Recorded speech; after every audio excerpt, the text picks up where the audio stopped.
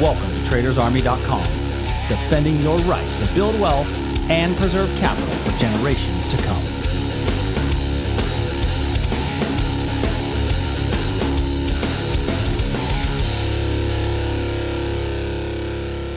What's up, everybody? It's Hump Day. It's Wednesday. Welcome to the Wednesday morning edition of the Daily Market Commentary. I'm your host, Chuck Fulkerson. Hope everybody had a great trading day. We're going to do what we do each and every day, taking a look at 10 to 12 futures markets from an educational perspective, identifying breakouts and reversals. Yesterday was one of those days where we saw the market fall back just a little bit of a pullback from our all-time high. And, let's put it this way. I've had better days. Mama told me there'd be days like this, and it was just didn't get the entries on a couple of markets, and then one that we did get the entries, price blew right through. So let's go ahead and take a look at it. But nobody catches all the trades. So let's looking at the S&P here.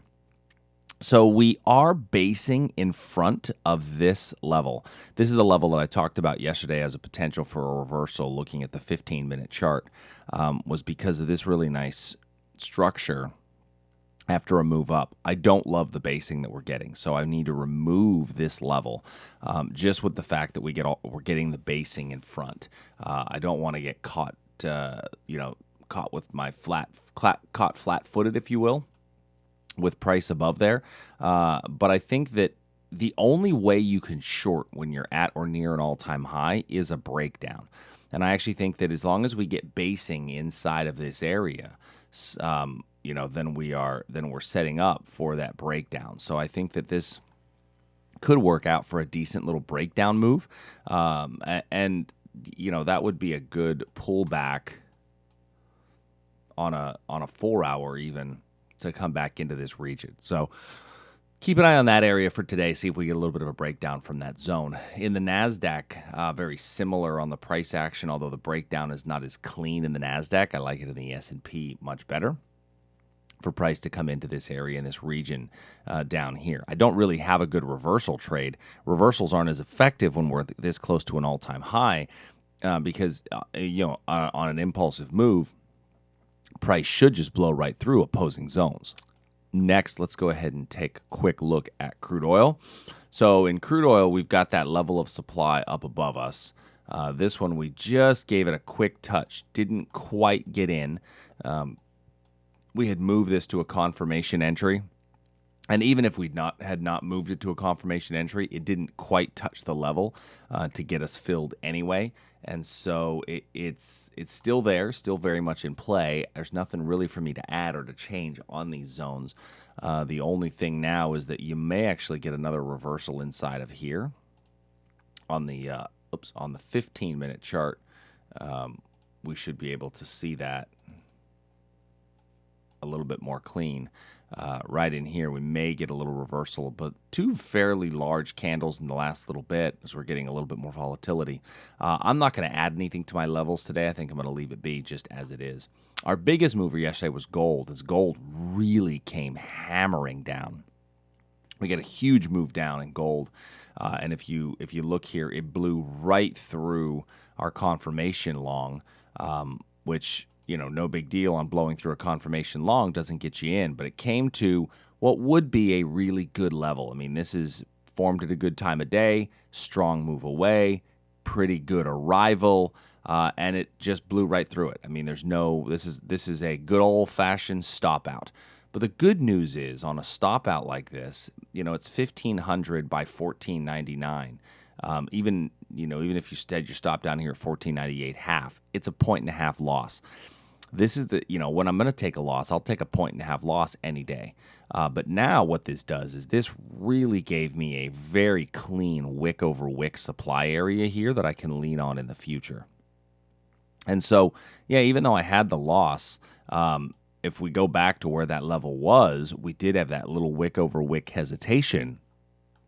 And oftentimes, old areas of demand oftentimes become new areas of supply just based upon where those orders stack up. And I think that this now becomes our potential reversal area if price indeed returns.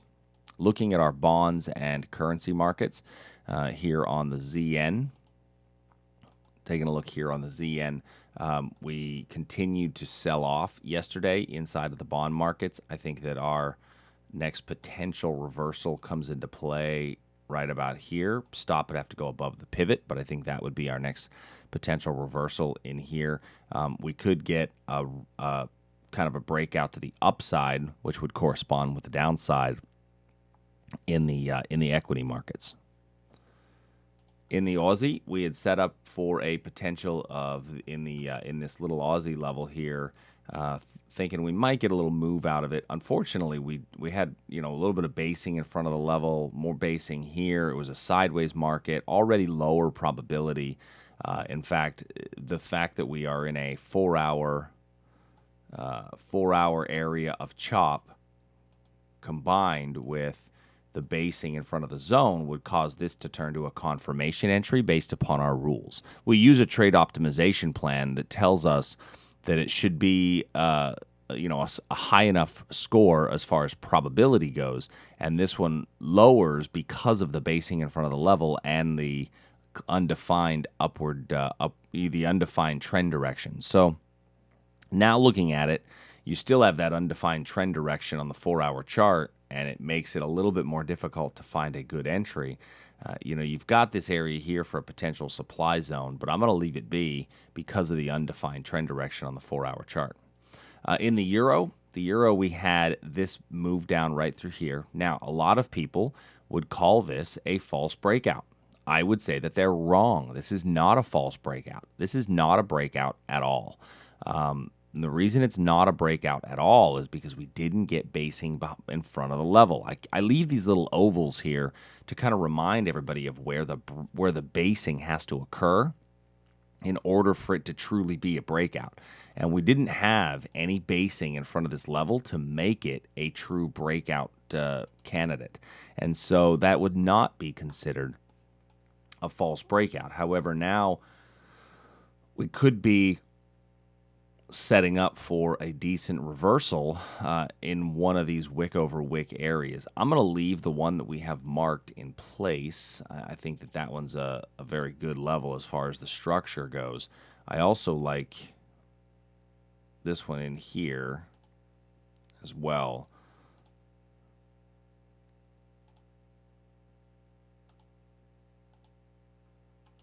For a potential reversal based upon the day. Next would be our Canadian dollar, and then the Canadian dollar, very similar to what we saw in the Aussie.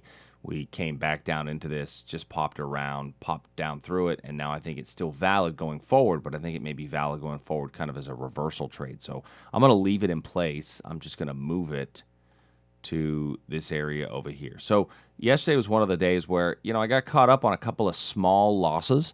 You look at the Aussie, you look at the Canadian dollar, you look at gold. They were all very small levels where you're going to get those days, right? You're going to have those days where you take those small little hits.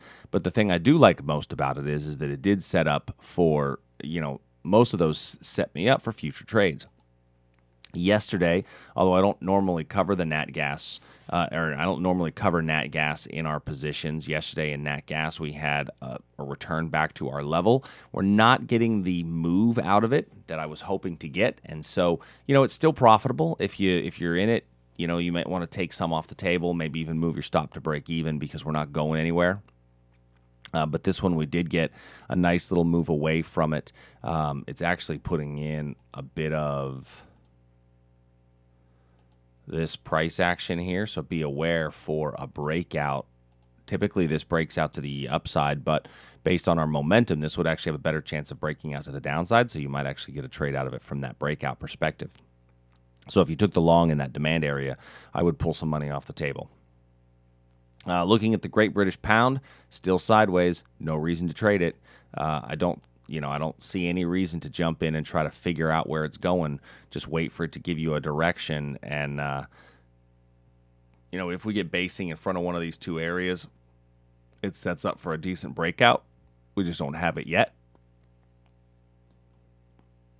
And then looking last at the Japanese yen, we still have the supply level that we identified yesterday. I think that's still pretty valid, especially because it was an old area of demand here to the left, if price indeed makes it back to that region. So how did you do yesterday? Leave in the comments down below. Let me know kind of what your experience was. One of the reasons that we do this daily market commentary every day is to show you that we leave the lines on the charts, and if a level doesn't work, then it doesn't work, and that's going to be very much okay. And today's one of those days that it drives me nuts when people become, I call them super trading gurus on Twitter, and they show you all their winning trades.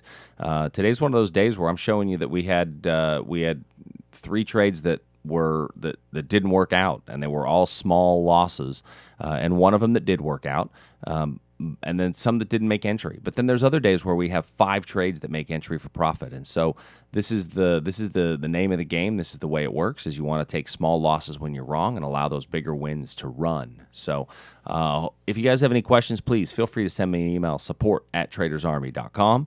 Until next time, I will see you soon. Later.